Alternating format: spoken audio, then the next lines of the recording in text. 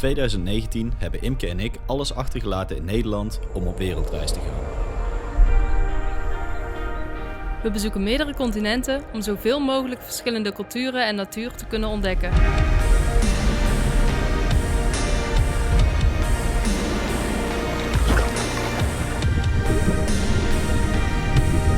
We hebben de allermooiste en leukste beelden gebundeld in deze reisafleveringen.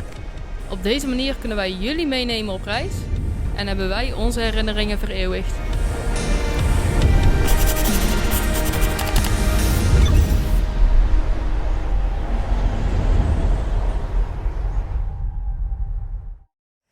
Ik sta hier gewoon op een eeuwenoude Maya-ruïne. Bizar vanuit het idee dat hier gewoon een hele tijd terug mensen het hebben gebouwd en hier ook hebben gestaan. En het is midden in de jungle. De toekan zie ik hier zitten, de apen zie ik hier slingeren. Je hoort ze ook. En Guatemala is het eerste land dat wij gaan bezoeken hier in Midden- en Zuid-Amerika. We hebben er volop van genoten en we gaan jullie er ook in meenemen. Guatemala, een land in Midden-Amerika wat bekend staat om haar prachtige vulkanen en rijke Maya-cultuur. Het plan is om hier een paar maanden te verblijven en om in de eerste maand intensief Spaans te leren bij een Spaans instituut. We verblijven dan ook de eerste maand bij een gastgezin in de stad Antigua. En elke dag lopen we vanuit het gastgezin een klein kwartiertje naar onze school door het gezellige stadje.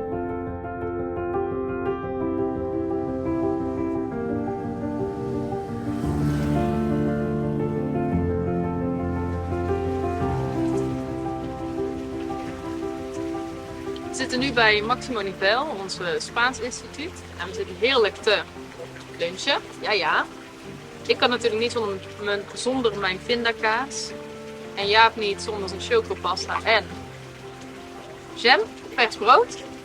Deze jam vindt Jaap eigenlijk niet zo lekker. Maar de ananasjam is heerlijk hier. We lunchen hier altijd tussen 12 en 1 uur. En dan in de ochtend werken we hier in een computerlokaal 4 uurtjes ongeveer, dus de hele ochtend. En na de lunch om 2 uur begint onze Spaansles. In het lokaal achter die roze bloemen. En daar hebben wij les van 2 tot 6, dus ook 4 uur lang. 1527 is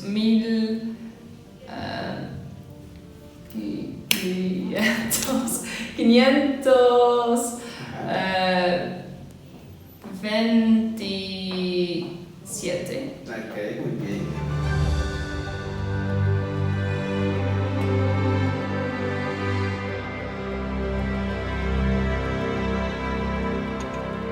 Holanda, Sí. muy lejos.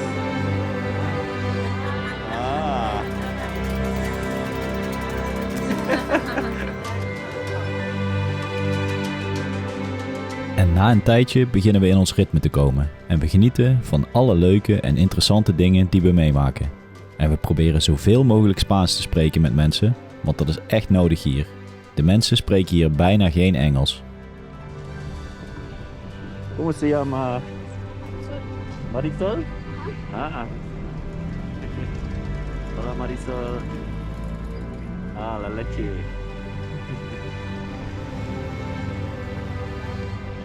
¿Cuántos tienes?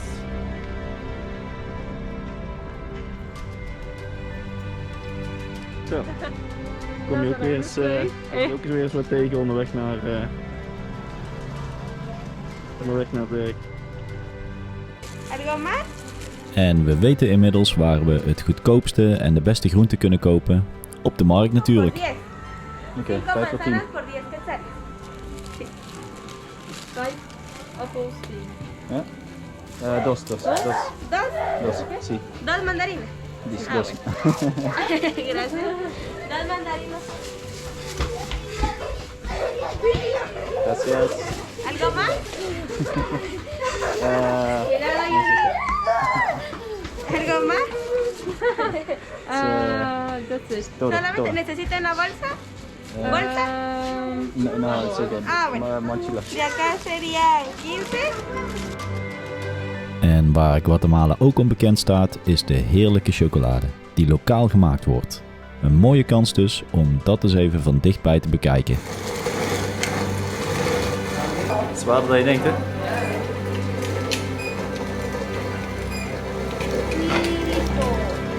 Listo. Mira todo lo que hicieron. Esta es la pasta de cacao. Así es. ¿Quieres probar? Heel puur.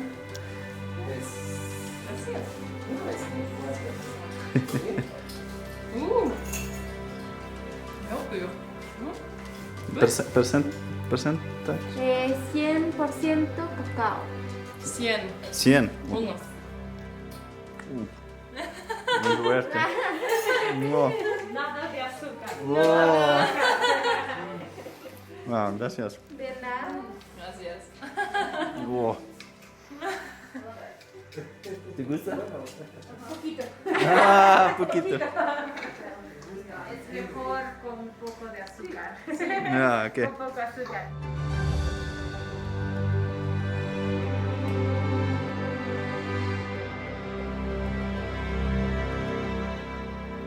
We ontdekken steeds meer leuke plekken die we in het weekend kunnen bezoeken.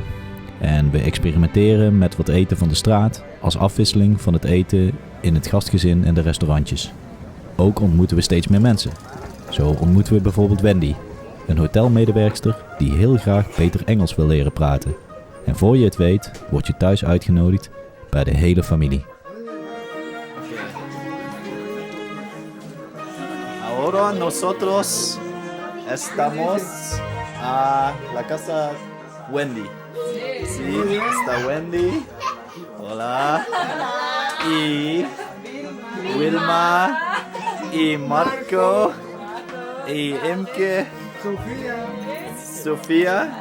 Hola Sofía. Natalia y Eduardo. ¿Qué pasa Eduardo?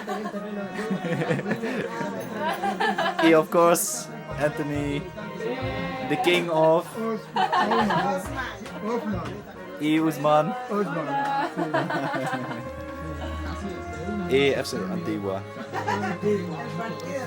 In deze woning woont dus de hele familie, inclusief kinderen en kleinkinderen. Ja, super.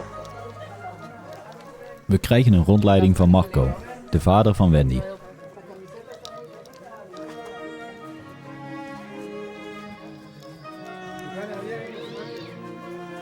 Heb je film of niet? Oh.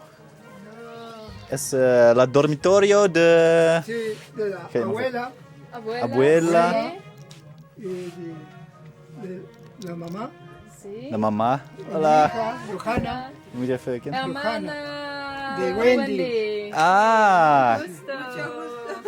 Me llamo Johanna. Johanna. me llamo Yap. Nice to meet you. Mucho gusto. Aquí. 5, Ah, 45 ah. años. Ok. ¿Feliz aquí? Sí, feliz porque ¿Feliz? no hay donde más. Ya, ¿no? ¿Dónde más, Ahorita en Canadá, Eh, mucho frío, ja, Canada. cae nieve. Sí, sí. Sí, en Holanda. De Holanda. Nosotros son de Holanda. De Holanda. Sí.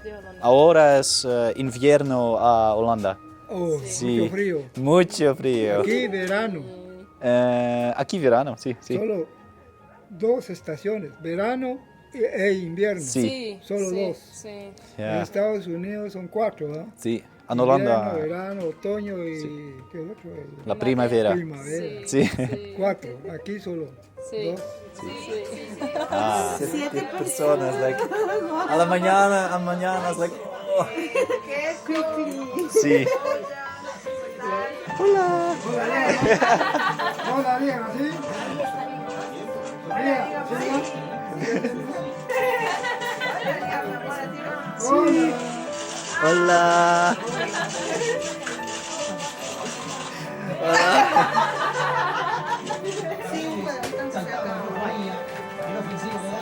Like a painting, like a pintura.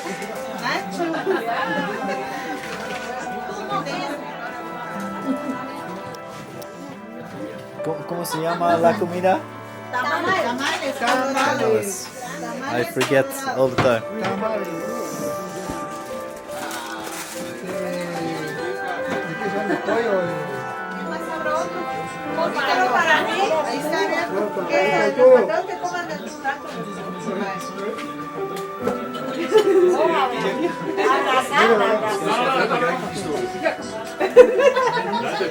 Ponete ahí donde estaba, la va a tomar primero así.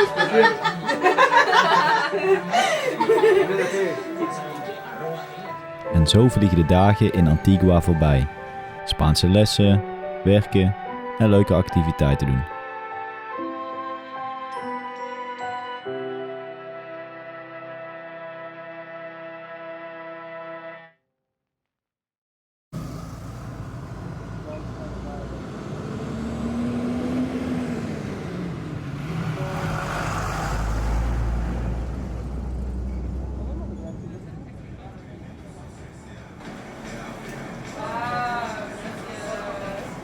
Kan wel vast. So this is Karen, all the way from Germany, hard worker and ice cream lover. We ontmoeten onder andere Karen, een Duitse dame die alles heeft achtergelaten in Duitsland om hier als vrijwilliger in Guatemala op een finca te werken. Een finca is een boerderij. Ze nodigt ons uit om eens een kijkje te nemen op de boerderij, waarin ze dag in dag uit in de brandende zon werkt. Yeah, and so during the week, they're all outside. I think that's why it's pretty upset right now because it's in the En zo ontmoeten we ook Toby en Joël, een Nieuw-Zeelander en een Amerikaanse die samen Engels lesgeven aan lokale mensen. En net als wij is Toby de bruine bonen met tortillas ook af en toe zat, dus maakt hij heerlijke fish and chips voor ons. Top! Chips. Yes, we love our fish and chips. The right way and the wrong way. Looks great. Cheers.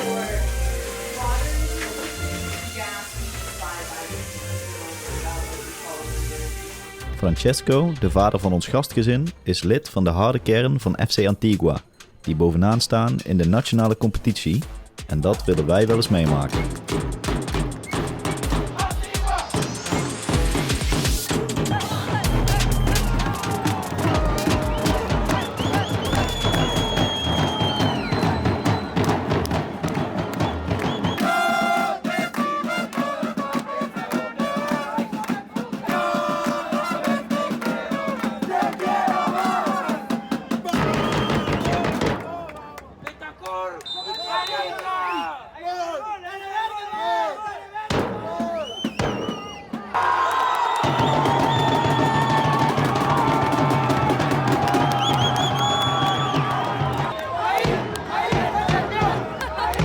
Antigua heeft gewonnen!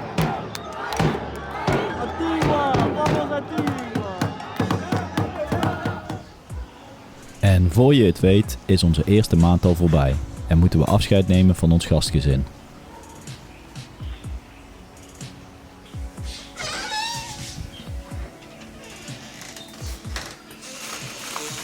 Hoi, Hey. hoe is ie? Goed. Ja.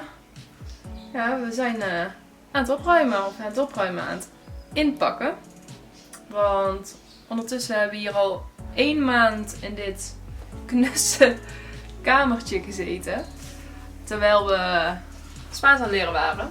En ja, we hebben het hier best fijn gehad, ondanks het knusse kamertje. Ik ga vooral het hondje hier al in de straat missen. Maar we zijn nu wel, nu de Spaanse lessen voorbij zijn, eigenlijk vrij om Guatemala in te gaan. Dus nog 1 weekje Antigua. En dan gaan we de reis starten. Doe de mensen om.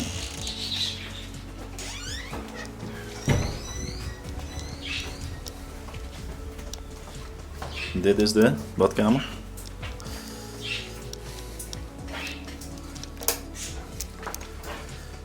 Wc. Douche. Hop. Koelkast.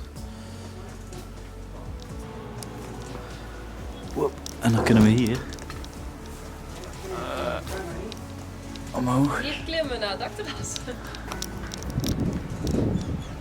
Nou, we zijn op het dakterras. Vulkaan op de achtergrond.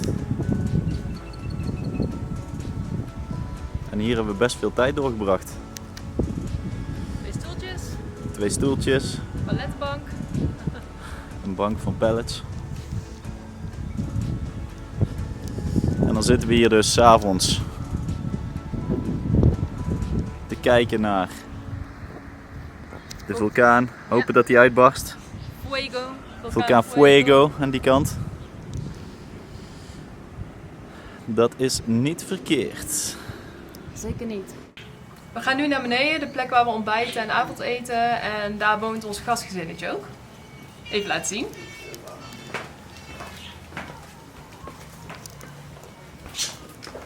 Buenos días. Buenos días.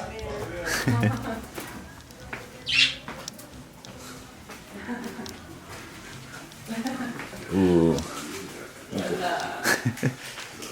La luz. Beetje licht aan. Dit is Wendy. Dat is onze hostmam. Ik begin gewoon het Engels te praten, maar ze heeft ons echt super goed en lief geholpen hier. En ja, we hebben het echt heel fijn gehad hier. Muchas gracias, Wendy. Y la árbol de Navidad. Sí. La.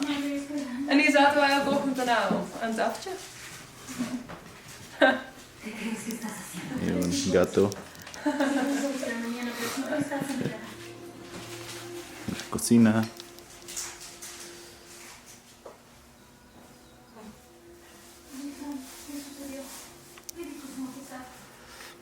Frijoles. Oké.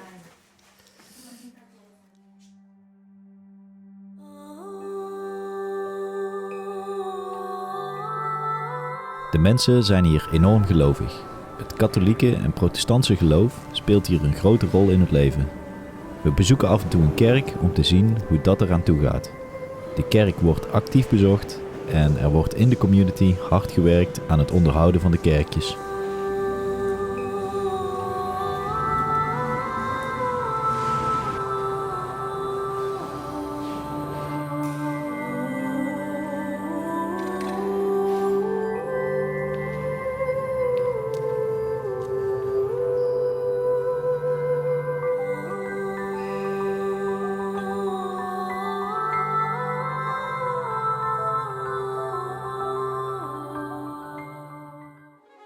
Onze volgende uitdaging is de beklimming van de vulkaan Acatenango, met uitzicht op de actieve vulkaan Fuego.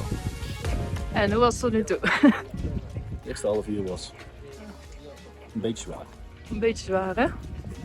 Daar lopen we dan. De vulkaan te beklimmen. En we kunnen niet wachten totdat we er zijn. We kunnen genieten van het uitzicht. En we gaan natuurlijk proberen jullie ook mee te laten te genieten. Sorry voor mijn ademhaling. 3 liter water daar. Een hele backpack vol met eten. Warme kleren achterop. Kan -6 worden. En we slapen in een tent. Nou, klaar voor het uitzicht? Daar is het monster. Fuego.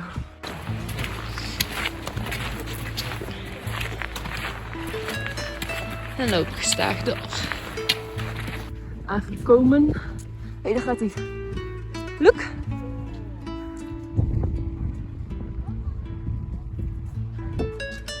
Nice. Damn. It goes on. Wauw. Daar gaan we dus de hele avond van genieten. Hier. Op het kamp. Het keukenplaatje. Lekker met hout erbij. Lekker warm. Zo, wat zien we? We zien nu mijn hand in beeld. Ja, daar, vulkaan Agua. Daar vulkaan Pacaya. Daar vulkaan Fuego. En we zijn nu op vulkaan Catananga. Zoveel vulkanen hier. En zo sloten we een lange dag af met prachtig uitzicht op de vulkaan. Op 4000 meter hoogte, terwijl het vroor.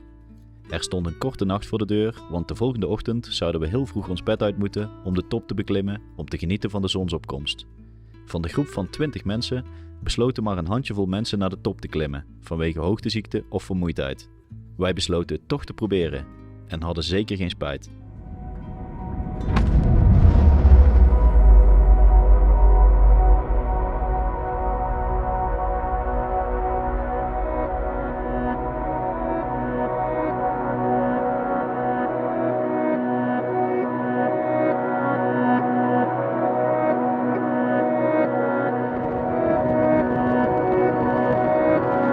Na een uitputtende tocht bereikten we de top.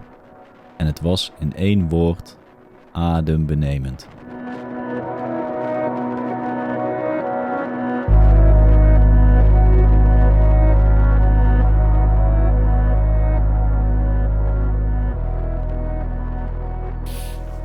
Maar niet vergeten, als je de berg op gaat, moet je natuurlijk ook weer naar beneden. Naar beneden is makkelijker dan naar boven.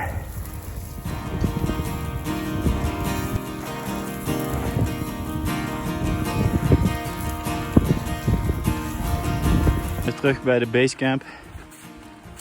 Hier hebben we dus gisteravond geslapen. Nou, blij dat we er weer zijn. Yo! En vandaag is het dalen door het bossendeel. Zoals je ziet. Achter mij is Karen. Kennen jullie misschien nog wel van foto's of video's. Duitse dame waar we veel mee op hebben getrokken. Super aardig. En voor me loopt de gids. Hey!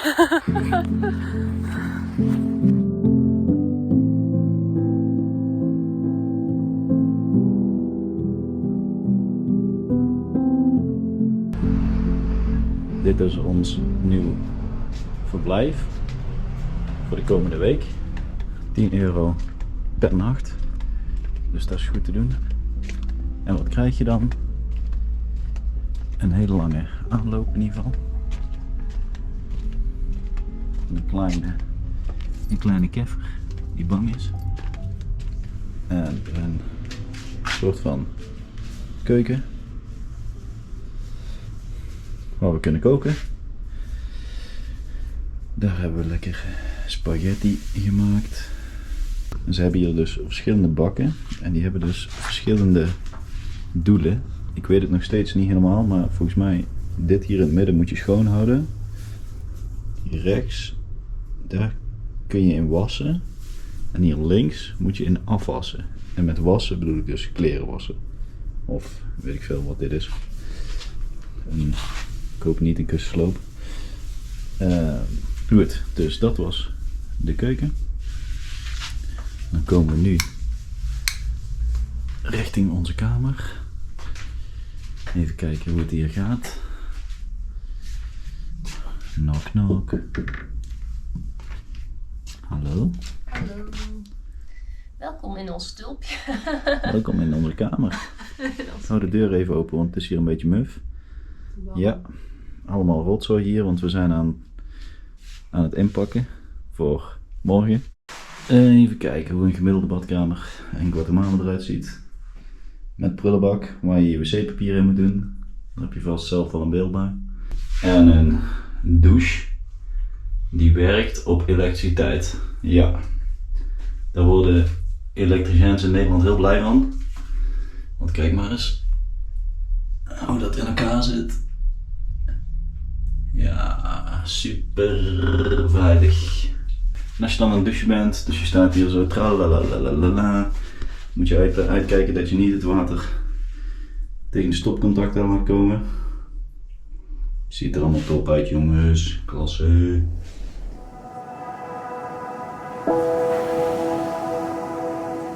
Na een kleine week hebben we onze zaakjes weer op orde en besluiten we om naar een mooie kustplaats te gaan waar je iets heel speciaals kunt doen.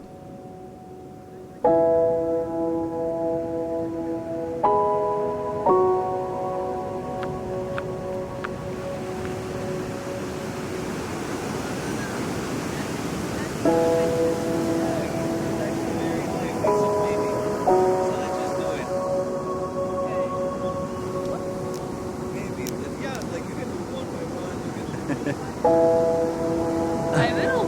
Hij wil elkaar.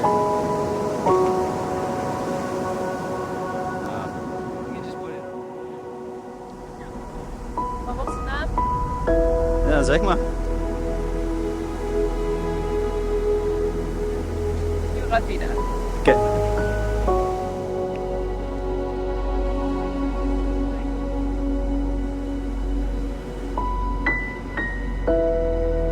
Daar gaat hij.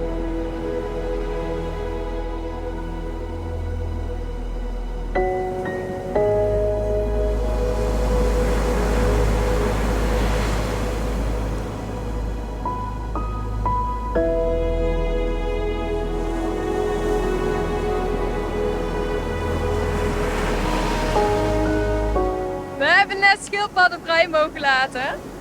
Baby schildpadden. Super bijzonder. We zijn nu hier ergens. Echt zo groot. Net uit het ei. Hier bij een project waar ze veilig worden gehouden. Wow. Ja, ik sta. Lopen. Oh. Dus het was een hele mooie en bijzondere ervaring.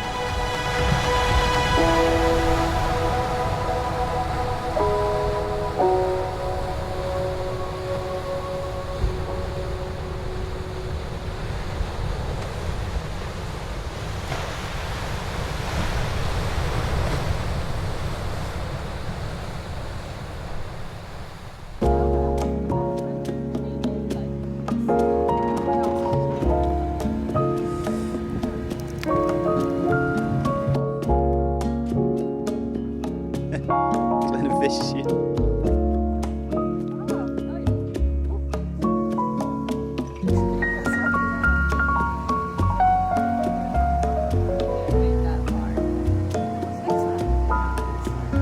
Gaat hij iets vangen, schat?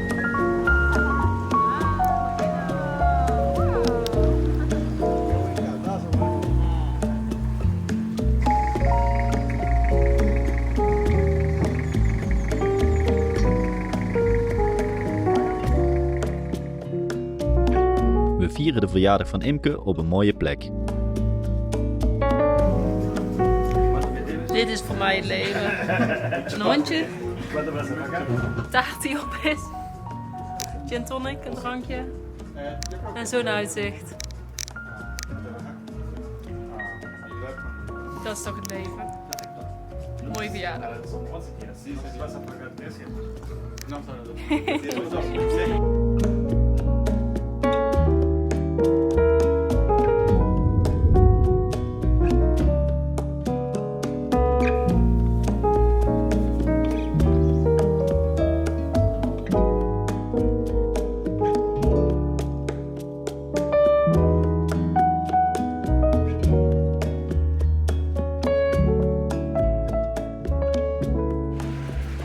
Zo, wie heeft er zin in een klein experimentje? Laten we samen over een traditionele markt in Guatemala lopen. Ik zet er heel even een lekker muziekje onder, zodat je rustig kunt rondkijken. En let goed op, doe je best om zoveel mogelijk in je op te nemen en je in te leven dat je daar loopt. Wat zijn de mensen aan het doen? Welke producten liggen er? Wat valt je op? Wat zie ik nu eigenlijk? Klein experimentje dus, loop gezellig achter Imke aan en laat je verrassen.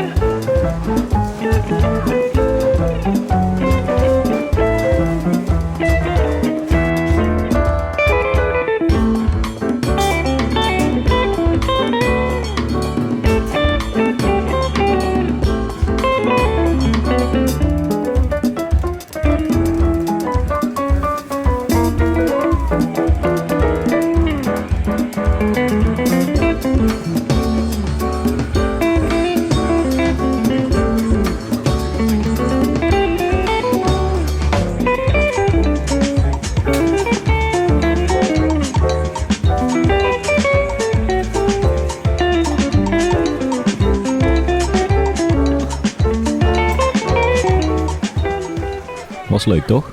Er gebeurt zoveel. Dat is het leuke aan reizen. Na de markt stapten we in een klein busje op naar ons volgende avontuur. Maar ook in het busje gebeuren weer grappige dingen. Pequeña pollo.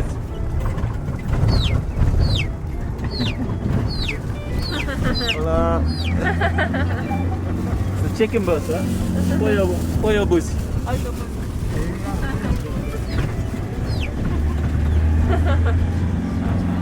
Daarom wordt het de chicken bus genoemd. Van de drukke markt diep de jungle in. Ineens in een andere wereld.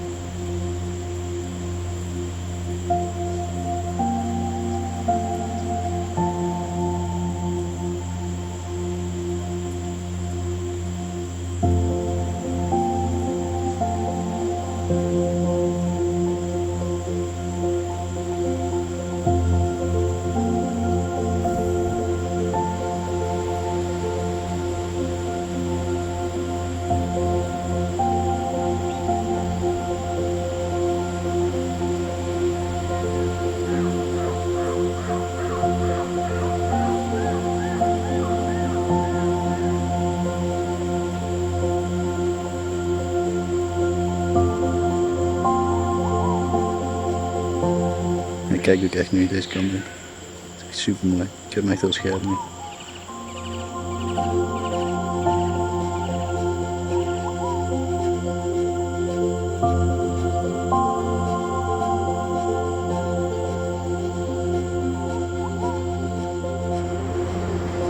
Het zijn wespen volgens mij.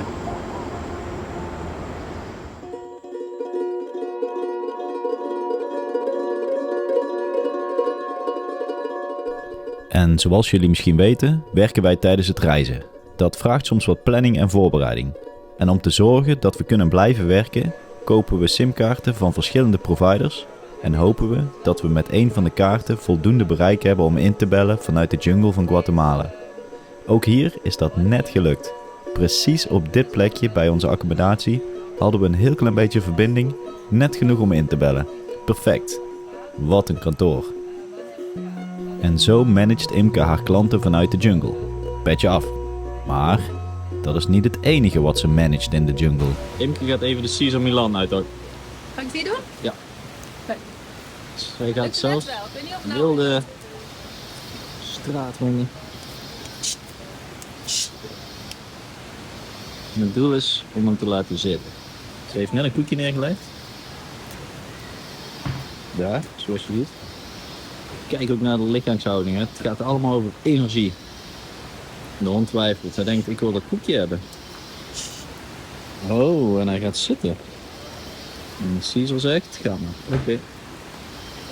En Cesar zegt... Zelfs een Spaanse hond.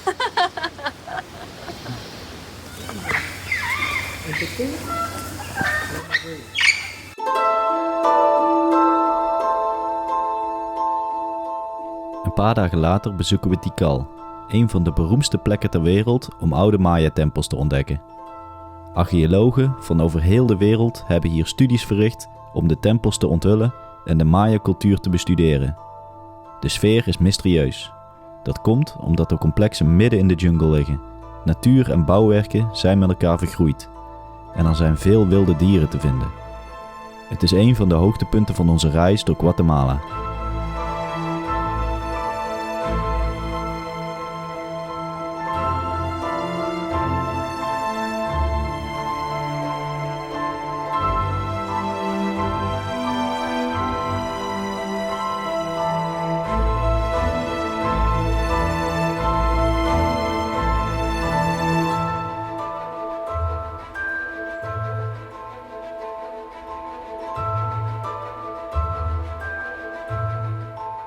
Oké, wij zijn bijna klaar met Tikal. Althans, we zijn hier vanaf 7 uur vanmorgen. En normaal doe je er ongeveer 2,5 à 3 uur over om alles te zien hier, zeggen ze. Maar wij zijn hier vanaf 7 uur vanmorgen. En we zijn nog steeds niet klaar met alles ontdekken. Ja, en het is nu 3 uur. Ja, het is nu 3 uur. We zijn 8 uur. En we gaan zo meteen met de bus naar Oaxacan. Oaxacan. Maar één ding over Tikal. Het is echt mega bijzonder. Ja. Het is ongelooflijk. We hadden eigenlijk de verwachting dat het super druk zou zijn. Maar ik denk ook mede door COVID is er gewoon bijna niemand. Dus je hebt een heel Maya-complex voor jezelf. Ja. En de dieren die je hier ziet, ik zei net tegen Imke, het is echt net, de jungle. Het is gewoon echt net Walt Disney van de jungle. Want je kijkt om je heen, je ziet toekans, je ziet, ik weet niet eens hoe ze heten, die kleine aardvarken dingetjes. Ja, het is ongelooflijk. Ik kan mijn geluk niet op. Ik heb gelukkig dit snipertje veel kunnen gebruiken. Mensen keken me wel een beetje aan van, wat is dit nou weer voor een vent? Maar het is echt een dikke vette aanrader. Ja. En we gaan nu door naar Oaxacan. Dus daar wordt het avontuur vervolgd. Maar we zijn nog steeds in Guatemala, niet in China, mensen.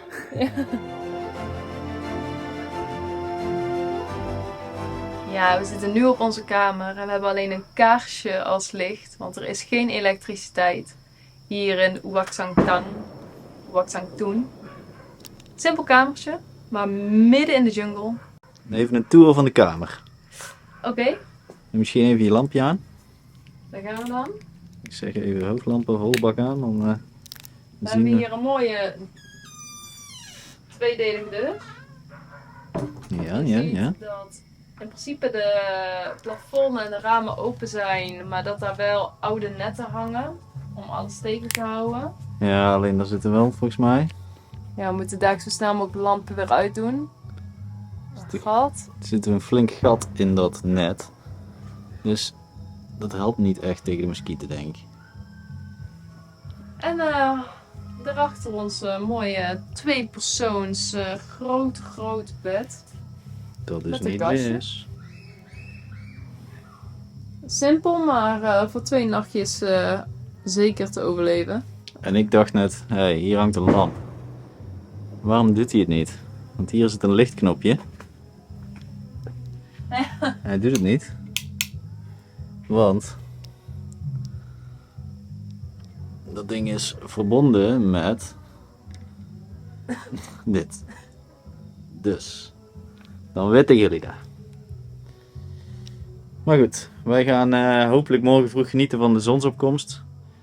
En dan gaan we gewoon lekker van de jungle genieten en niet al te veel tijd hier doorbrengen in dit kamertje. Precies, dat is het plan. En ik ben echt moe en ik heb honger. Ik wil slapen, want we hebben een lange en fantastische dag gehad. Ja. Ik kijk uit naar de rest van het avontuur. Zeker. Ik ook. Adios.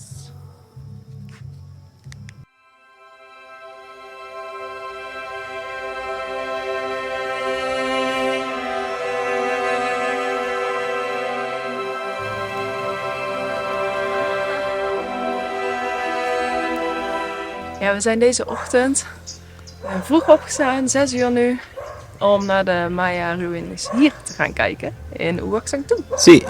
Más rápido salió él que nosotros.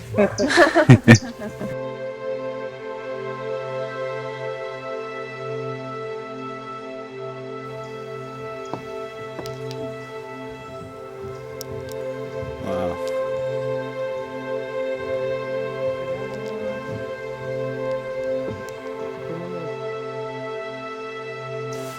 Oké, wat de gids dus net vertelde, wat ik echt bizar vind, is dat hier 3 gebouwen staan, bedolven onder de natuur. Je ziet eigenlijk gewoon 3 heuveltjes. 1,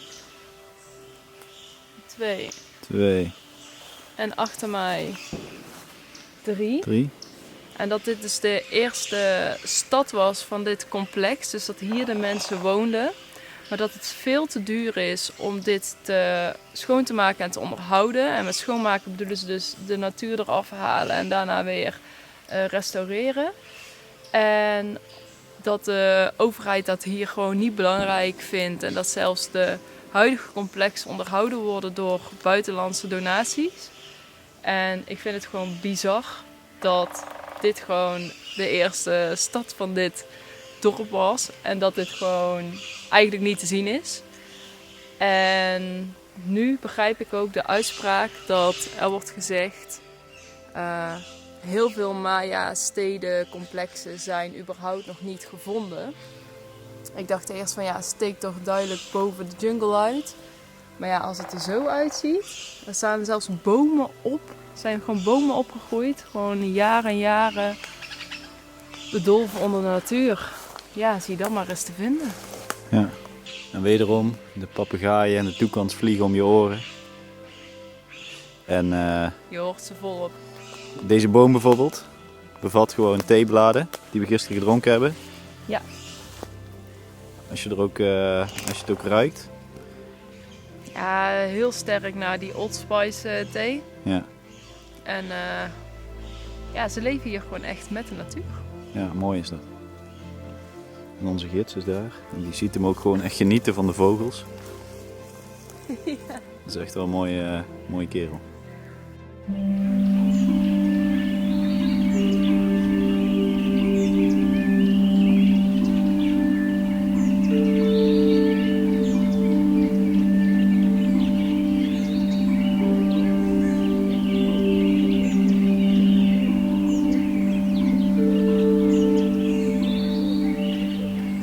Hier boven mij stond de koning van de Maya's altijd zijn volk toe te spreken.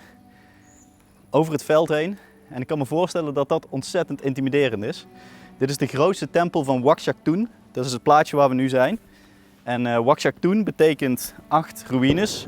Want letterlijk betekent Wakshaktoon in de Maya-taal Wakshak betekent 8. En Toon betekent rotsen of ruïnes, oftewel 8 ruïnes. En in dit plaatsje, Wakshaktoon, zijn 8 ruïnes gevonden. En vandaar de naam. Dit is echt een ontzettend indrukwekkende tempel. En ik moet zeggen dat het me wel echt terugbrengt naar die tijd van de Maya's en de koningen en de mensen die hier allemaal stonden. Dus het is heel bijzonder om hier te zijn. En om de 10 meter kwam wel weer een boeiend verhaal van onze gids.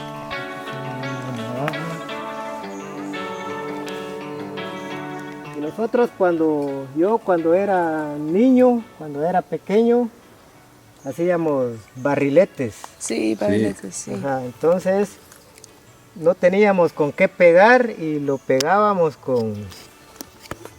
¿no? Ah. Es una goma, ese pega. Lijm. Es como una goma, como un resistol. Ajá, ¿Sí? cabal, Sí, para sí, pegar. sí. Entonces con esto pegábamos los barriletes, pegábamos el papel. Sí. Ah, Comprendo. yo comprendo. ¿Y cómo se dice la fruta? La fruta le llaman cojón de caballo. Cojón de caballo. Ajá, porque tiene los dos así, ¿ves? Sí. Como que fuera de cojón de caballo. Ah. De huevos de caballo. En eenmaal weer terug bij het huisje waar we verblijven, bij de gids en zijn zus, leren we steeds meer over de Maya's. Het blijkt dat we bij een bijzonder persoon op bezoek zijn. Hij heeft namelijk zelfs nog zeldzame overblijfselen van de Maya's. Hij heeft goed contact met archeologen en sommige van zijn stukken liggen regelmatig in musea in Europa. Zo was er in 2016 een tentoonstelling in het Drents Museum met stukken uit zijn collectie. Nu te zien in het Drents Museum. Maya's, heersers van het regenwoud. Met nog nooit eerder tentoongestelde voorwerpen uit Guatemala en Mexico. Een tentoonstelling over opkomst, bloei en ondergang van de Maya's. Over hun dagelijks leven, hun macht, hun rijkdom. Hun schrift, hun goden en hun rituelen. Ga mee op ontdekkingstocht en bewonder de schatten uit machtige Maya-steden. Nu te zien in het Drents Museum.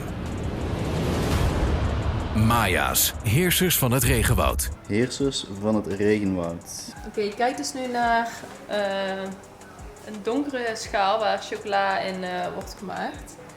En die donkere schaal, die zagen we net ergens staan. Die staat gewoon hier. Dan gaan we eens even bekijken. Puedes tomar y te tomas. Is toch bizar? Ja, heel bijzonder dat gewoon de archeologische vondsten die hier in deze regio gedaan zijn. Hij heeft gewoon een deel daarvan gewoon in zijn huis. En zo praten we nog lange tijd door over de Maya's. En ik blijf me maar verbazen dat al deze hele waardevolle spullen hier gewoon in zijn huisje liggen. Heel bijzonder.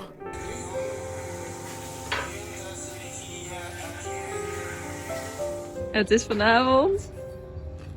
Kerstavond. Navidad. We zitten hier bij kaarslicht te dineren in de jungle. En wat je op ons bordje ziet liggen is tamales. En dat is echt een typisch traditioneel gerecht voor bij kerst. Met een kopje thee. Fijne feestdagen. Fijne feestdagen. En na dit avontuur staat er een 5-daagse jungletocht voor de boeg. En hoe gaat het gezegde ook alweer? Een goed begin is... Ja.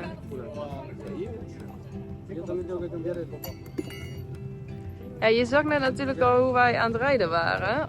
En die weg vol rotsen en modder. Dat heeft zijn tol geëist.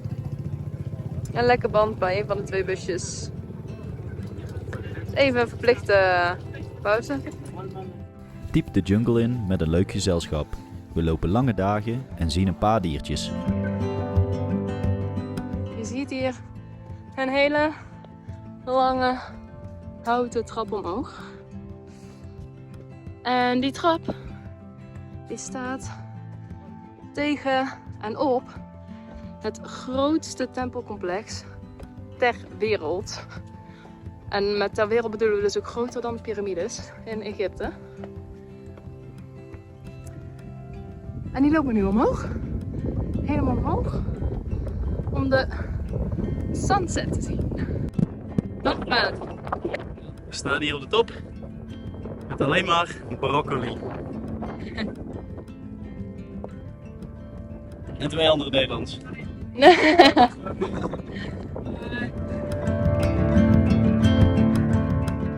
Hoewel het enorm druk was bij de sunset, moet ik zeggen, een mooie sunset is een mooie sunset.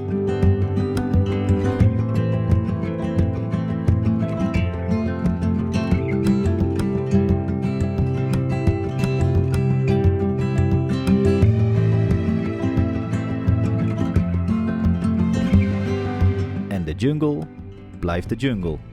Jaap en Michelle, die staan hier met de camera. Want Imke heeft natuurlijk weer een tarantula gevonden. En Jaap is natuurlijk weer de fotograaf en videograaf die dat wil vastleggen. Terwijl Imke weg wil rennen. Maar toch hier met een lampje staat. Dit is een echt dikke tarantula die bij ons kamp loopt. Oh my god, dat beest. Nu lekker teruglopen. 2 dagen lang. We kijken heel erg uit naar... Spaghetti carbonara en een douche. Ja, precies. Volgende en laatste stop in Guatemala. Rio Dulce. Het is even reizen, maar dan ben je ook nergens. En onderweg even tanken bij een boottanksstation. Heel logisch dat het er is, maar ik heb het gewoon nog nooit gezien. Een tankstation voor boten.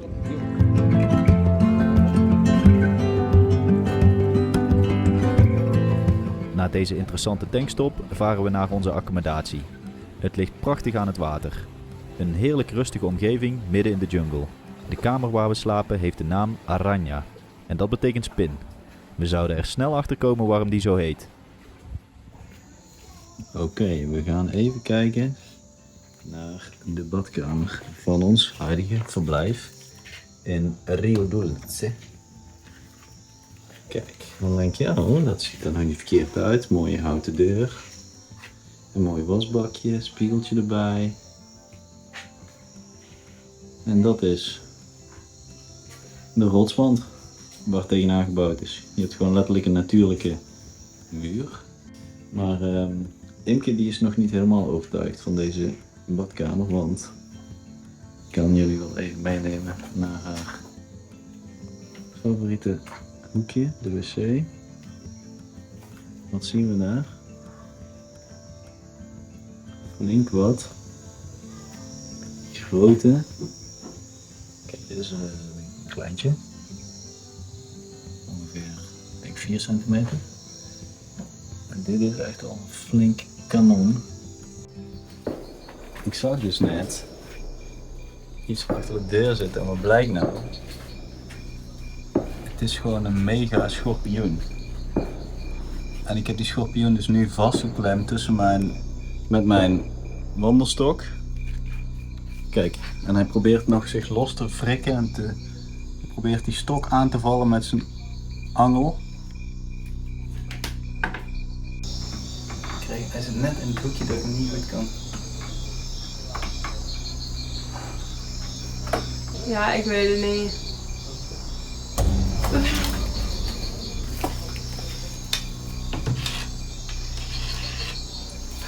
Hier.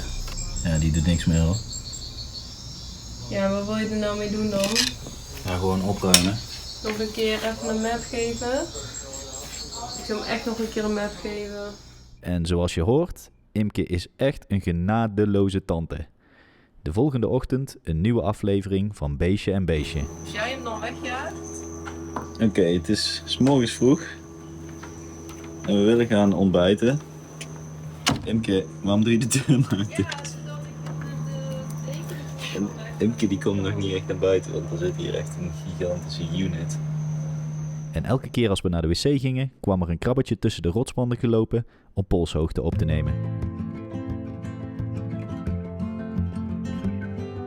Heerlijk even een paar dagen ontspannen hier in Rio Dulce aan het water.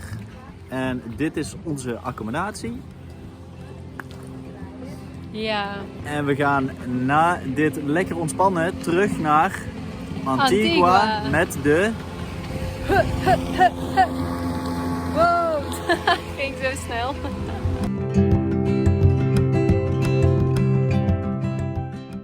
En daar zijn we dan weer, in Antigua, waar we gestart zijn. En het voelt weer als vanouds. We bezoeken nog snel even de kleermaker, want mijn cameratas was bezweken onder al het gewicht. We kijken terug op een heel mooi avontuur in Guatemala. En we zijn voor de zoveelste keer met onze neus op de feiten gedrukt dat we dankbaar moeten zijn voor alles wat we hebben en mogen doen. Adios.